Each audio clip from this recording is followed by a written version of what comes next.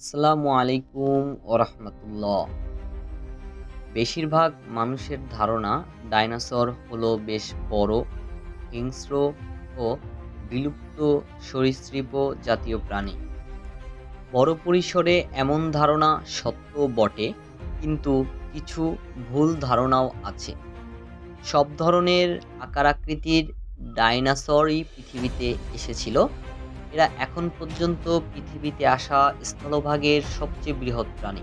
কিন্তু এদের একটা বড় অংশের আকৃতি পাখির চেয়েও ছোট ছিল, অনেকটা কবুতর কিংবা মুরগির মতো। ২৩১ থেকে ২৪৩ মিলিয়ন বছরের মধ্যে ডাইনোসরের প্রথম আবির্ভাব। ১৭.৭ কোটি বছর ধরে পৃথিবীতে এদের বিচরণ ছিল। পাখি জাতীয় ডাইনোসর ছাড়া ৬,৫৫,০০,০০০ বছর আগে এদের বিলুপ্তি ঘটে। সে সময় ঠিক কী ঘটেছিল বিজ্ঞানীরা সে বিষয়ে পুরোপুরি একমত নয়। কিন্তু এই বিলুপ্তির পেছনে গ্রহাণুর আঘাতকে বেশ বড় করে দেখা হয়। এছাড়া অগ্ন্যুৎপাত থেকে রাসায়নিক নিঃসরণ, জলবায়ু পরিবর্তন সহ অন্য কারণগুলো বিবেচনা করা হয়। ধারণা করা হয় ৬,৬০,০০,০০০ বছর আগে গ্রহাণুর আঘাতের কারণেই পৃথিবী থেকে ডাইনোসরের বিলুপ্তি হয়ে যায়। বিলুপ্তির প্রক্রিয়া কি গ্রহাণুর আঘাতের আগেই ঘটেছিল? ধারণা করা হয়েছিল ৬,৬০,০০,০০০ বছর আগে অন্তত ১০ থেকে ১৫ কিলোমিটার প্রশস্ত গ্রহাণুর আঘাতের পৃথিবী থেকে ডাইনোসরের বিলুপ্তি হয়ে যায়। কিন্তু গত বছর যুক্তরাজ্যের ইউনিভার্সিটি অব রিডিং ও ব্রিস্টলের বিজ্ঞানীরা ডাইনোসরের ফসিলের পরীক্ষা নিরীক্ষা করে বলেন, ওই গ্রহাণুর আঘাতের অন্তত ৫ কোটি বছর আগেই ডাইনোসরের বিলুপ্তি প্রক্রিয়া শুরু হয়েছিল। গ্রহাণুর আঘাতে সেটি শেষ হয় মাত্র। পরিবর্তিত পৃথিবীর সঙ্গে খাপ খাইয়ে নিতে না পারার কারণেই ডাইনোসর বিলুপ্ত হয়ে যাচ্ছিল বলে তারা মনে করেন। বিজ্ঞানীরা বলছেন, ডাইনোসরের জন্মের সময় পৃথিবী ছিল উষ্ণ, কিন্তু দিনে দিনে পৃথিবী শীতল হয়ে আসতে শুরু করে। সমুদ্রের পানির উচ্চতাও নেমে যেতে শুরু করে। এর ফলেই ডাইনোসর বিলুপ্তি হতে শুরু করে। ডাইনোসরের সঙ্গে স্তন্যপায়ী প্রাণীর জন্ম অনেকটা একই সময়ে হলেও স্তন্যপায়ী প্রাণীরা শীতল পৃথিবীর সঙ্গে খাপ খাইয়ে নেয়। ডাইনোসর কি উঠতে পারত? সবারই প্রশ্ন এটা। শুধু বৃহৎ আকারের ডাইনোসরগুলোই বিলুপ্ত হয়েছে। বেশিরভাগ বিশেষজ্ঞ এমনটি মনে করেন। এ পর্যন্ত আবিষ্কৃত ফসিলে দেখা যাচ্ছে অতি উচ্চতর কিছু ডাইনোসরের দেহ পালক অথবা পালক সদৃশ কিছু দিয়ে আবৃত ছিল, কিন্তু তাদের মধ্যে অনেকেই উঠতে পারত না এবং সম্ভবত এগুলো পিছলে পিছলে চলতেও পারত না। অবশ্য গত বছর যুক্তরাষ্ট্রের সল্টলেক সিটিতে অনুষ্ঠিত মেরুদণ্ডী প্রাণীর জীবাশ্ম বিজ্ঞানীদের বৈঠকে উপস্থাপিত গবেষণায় বলা হয়, আর্কিওপটেরিক্স আকৃতিগতভাবে পাখির মতো। দীর্ঘদিন পর্যন্ত এটি ভূমি থেকে উড়ন্ত প্রথম পাখি হিসেবে বিবেচনা করা হয়। যদিও এটা বেশি দূর পর্যন্ত উঠতে পারত না, এর পরিবর্তে পালকগুলো সম্ভবত বাচ্চাগুলোকে উষ্ণ রাখতে কিংবা সংকেত পাঠাতে সাহায্য করত। যদিও বিজ্ঞানীদের এরকম মন্তব্য এখনও নিশ্চিত নয়। তবে অবশ্য বিজ্ঞানীরা মনে করেন বিলুপ্ত হয়ে যাওয়া টেরাসর নামের উড়ন্ত সরীসৃপেরা ছিল ডাইনোসর। বেশিরভাগ বিজ্ঞানীরা মনে করে বিলুপ্ত হয়ে যাওয়া টেরাসর নামের উড়ন্ত সরীসৃপেরা ছিল ডাইনোসর। তারা ডাইনোসরের নিকটাত্মীয় বটে, কিন্তু টেকনিক্যালি তারা ডাইনোসর নয়। টেরাসরদের হাড় ছিল ফাঁপা, মস্তিষ্ক ও চোখও ছিল তুলনামূলকভাবে বড়। ভাঁজ করা চামড়া হাত বরাবর প্রসারিত ছিল। ৬.৬ কোটি বছর আগে গণহারে বিলুপ্তির আগ পর্যন্ত এদের অস্তিত্ব ছিল। ডোডো পাখির মতোই অনেকটা এদের পরিণতি হয়েছিল। গ্রহাণুর আঘাতে একসময় বৃহদাকৃতির ডাইনোসর বিলুপ্ত হয়ে গেলেও আজকের দিনে আমরা বড় আকারের যেসব পাখি দেখি সেগুলো টিকে থাকার কারণ কি? বিজ্ঞানীরা বলছেন, এর জন্য পাখিরা তাদের ঠোঁটওয়ালা পূর্বপুরুষদের কাছে ঋণী। আসলে পাখি সদৃশ ডাইনোসর ছিল দন্তহীন, পাথর, এগুলো গ্রহাণুর আঘাতের পর প্রচণ্ড ঠান্ডার ভেতরেও বেঁচে থাকতে সক্ষম হয়েছিল। আর এদের বেঁচে যাওয়ার মূল কারণ ছিল খাদ্যাভ্যাস। ধারণা করা হয় গ্রহাণুর আঘাতের কারণে আমূল বদলে গিয়েছিল পৃথিবীর জলবায়ু, মরে গিয়েছিল সব গাছপালা, কোনো ফসলও হতো না। ঘনধূলোর জালে সূর্যরশ্মি পৃথিবীতে পৌঁছাতে পারেনি। তখন তৃণভোজী ডাইনোসরগুলো খাদ্যর অভাবে এক এক করে মরে যেতে শুরু করলো। প্রাণ হারাতে শুরু করে মাংসাশী ডাইনোসরও। কিন্তু মাটিতে পড়ে থাকা বিভিন্ন ফলমূল আর শস্যর বীজের কারণে পৃথিবী স্বাভাবিক হয়ে উঠতে শুরু করার আগ পর্যন্ত টিকে গিয়েছিল পাখির মতো দেখতে দন্তহীন এবং ছোট ছোট ডাইনোসর।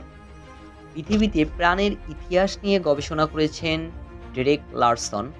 কানাডায় ডাইনোসর সংক্রান্ত একটি জাদুঘরের গবেষক তিনি বলেন, ডাইনোসরের একটি অংশ হচ্ছে পাখি জাতীয়।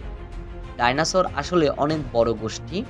পৃথিবী থেকে বেশিরভাগ ডাইনোসরই বিলুপ্ত হয়ে গেলেও আজকের দিনে যেসব পাখি আমরা দেখি সেগুলো যারা পূর্বপুরুষ তারা বিলুপ্ত হয়নি। সারা পৃথিবী থেকে বহু প্রজাতির প্রাণী ও উদ্ভিদ বিলুপ্ত হলেও যেসব ডাইনোসর বেঁচে থাকতে সক্ষম হয়েছিল সেগুলোই বিভিন্ন প্রজাতির পাখিতে পরিণত হয়।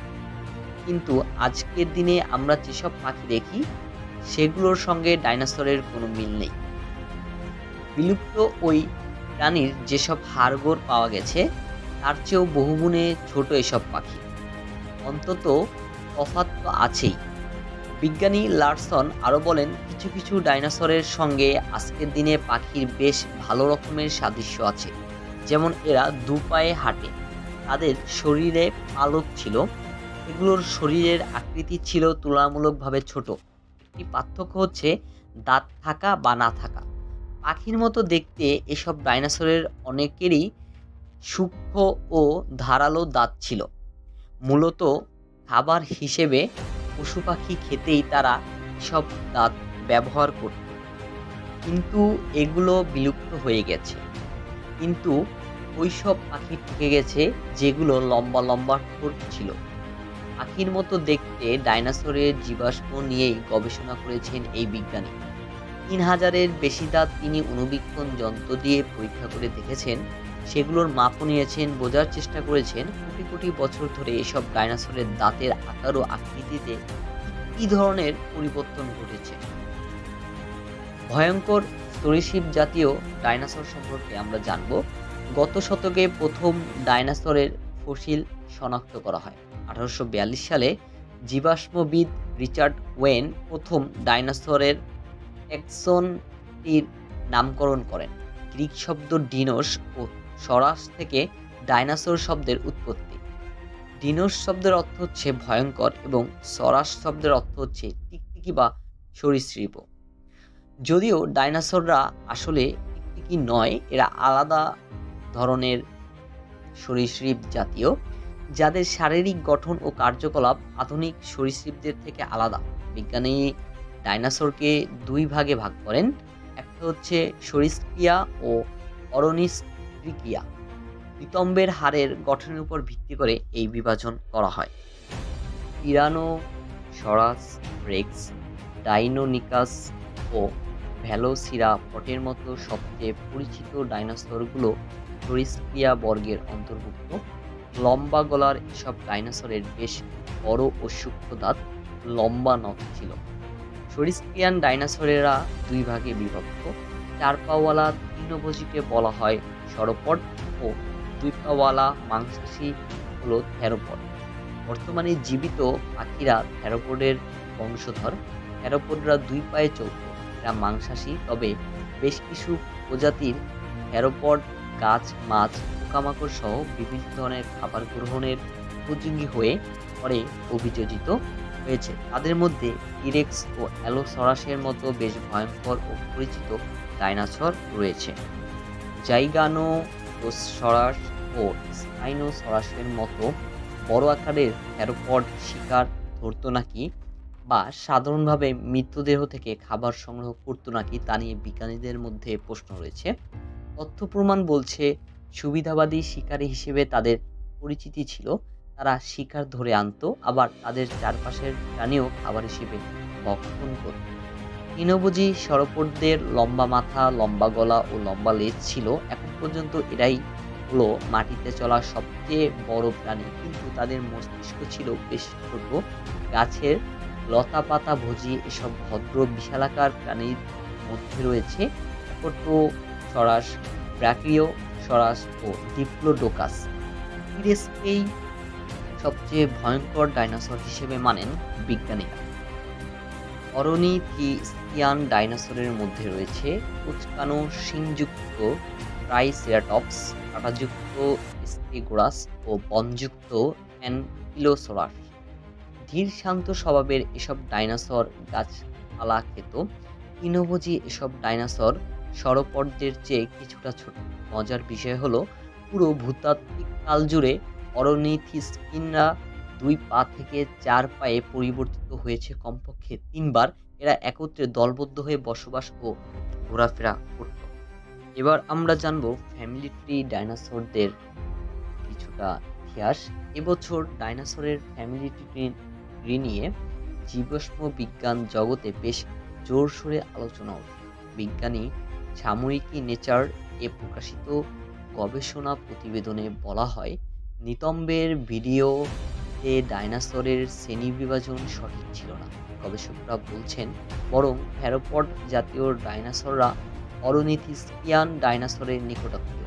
এই দুই গোষ্ঠীর ডাইনোসর, থ্যারোপড ও অরনিথিস্কিয়ান, মিলে তৈরি করেছে নতুন এক গোষ্ঠী, যার অরনিথোসেলিডা নামে পরিচিত। গবেষকদের এমন সিদ্ধান্তের কারণ ছিল, থ্যারোপড ও অরনিথিস্কিয়ানের অনেক অভিন্ন বৈশিষ্ট্য ছিল, যা অন্যান্য ডাইনোসরের ছিল না। তবে যাই হোক, গবেষকদের এমন অনুমান আগামী কয়েক বছর ধরে বারবার পরীক্ষার মধ্য দিয়ে যাবে, যতক্ষণ পর্যন্ত জীবাশ্ম বিজ্ঞান জগৎ পুরোপুরি স্বীকৃতি না দেয়। এছাড়াও সামুদ্রিক সরীসৃপ নামও এক ধরনের ডাইনোসর ছিল। ডাইনোসরদের যুগে বিশ্বজুড়ে সমুদ্রপৃষ্ঠে অনেক কিছুই ঘটেছিল। টুনা ও ডলফিন আকৃতির ফিশ ফ্লিপার্স বা ইক্সিপটেরিজিয়ার্স সহ ইকটিওরাস শিকারীরাও ছিল একই পথে। জুরাসিক যুগের শেষের দিকে এসে সামুদ্রিক সরীসৃপের এই পরিবারটি অনেকাংশেই বিলুপ্ত হয়ে যায়। ডাইনোসরের ক্লোনিং অর্থাৎ জুরাসিক পার্ক ফ্রাঞ্চাইজের জনপ্রিয়তা সত্ত্বেও অসম্ভব না হলেও ডাইনোসরদের ক্লোনিং করা একদমই কষ্টের এবং দুরূহ কাজ ছিল। ডাইনোসরদের ক্লোন করতে গবেষকদের বিলুপ্ত এই প্রাণীর ডিএনএ প্রয়োজন, কিন্তু ডাইনোসরের জীবিত কোনো ডিএনএ কারো সংগ্রহে আছে বলে জানা যায়। এখন পর্যন্ত সবচেয়ে পুরনো এবং প্রমাণিত যে প্রাণীর ডিএনএটি উদ্ধার করা সম্ভব হয়েছে, তা প্রায় 7.5 লাখ বছর আগের প্রাচীন কানাডার একটি ঘোড়া। তবে ডাইনোসরদের দেহের কিছু কিছু নমুনার সময় পরীক্ষার বিষয়টির বিরুদ্ধেই গেছে। মেসোজোয়িক যুগের বেশ কিছু কোমল টিস্যু সহ 8 বছর আগের একটি ব্রাকিলোফোরা ডাইনোসরের রক্তনালী এবং 13 কোটি বছর আগের পাখির জীবাশ্ম থেকে প্রোটিন নমুনা সংগ্রহ করতে সমর্থ হয়েছে গবেষকরা। তবে এই রক্তনালী ও প্রোটিন প্রাণী ক্লোনিংয়ে কোনো কাজ আসবে না। তবে জীবাশ্ম বিজ্ঞানীরা প্রাচীন বিলুপ্ত ডিএনএকে সংযোজন করে জীবনকে ফিরিয়ে আনা যায় কিনা তা নিয়ে চেষ্টা করছেন।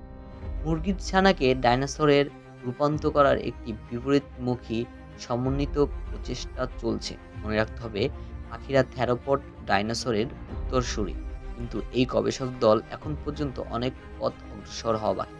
তা হলো, বিজ্ঞানের জগতে আজ যা অসম্ভব বলে মনে হয়, তা একদিন বাস্তবে রূপ নেবে। পবিত্র আল কুরআনে বলা হয়েছে, তিনি সৃষ্টি করেছেন যা তোমরা জানো না। সূরা আল-নাহল আয়াত সংখ্যা 8। এই আয়াত থেকে বোঝা যাচ্ছে পৃথিবীতে এমন অনেক কিছুই সৃষ্টি হয়েছে যা হয়তো তখনকার মানুষ জানতো না, কিংবা হয়তো বর্তমান মানুষও পুরোপুরি জানে না। অতীতে পৃথিবীতে ডাইনোসরের মতো বড় আকারের প্রাণী ছিল যেগুলো আজ বিলুপ্ত। এগুলো আল্লাহর সৃষ্টির নিদর্শন এবং মানুষকে তার সৃষ্টি কৌশল নিয়ে ভাবতে উদ্বুদ্ধ করে। পবিত্র কুরআনে ডাইনোসর নিয়ে সরাসরি কিছু বলা হয়নি, তবে কুরআনের বিভিন্ন আয়াতে আল্লাহর সৃষ্টির বহুমাত্রিকতা এবং বৈচিত্র্যের প্রতি ইঙ্গিত করা হয়েছে, যা ডাইনোসরের মতো প্রাণীও অন্তর্ভুক্ত।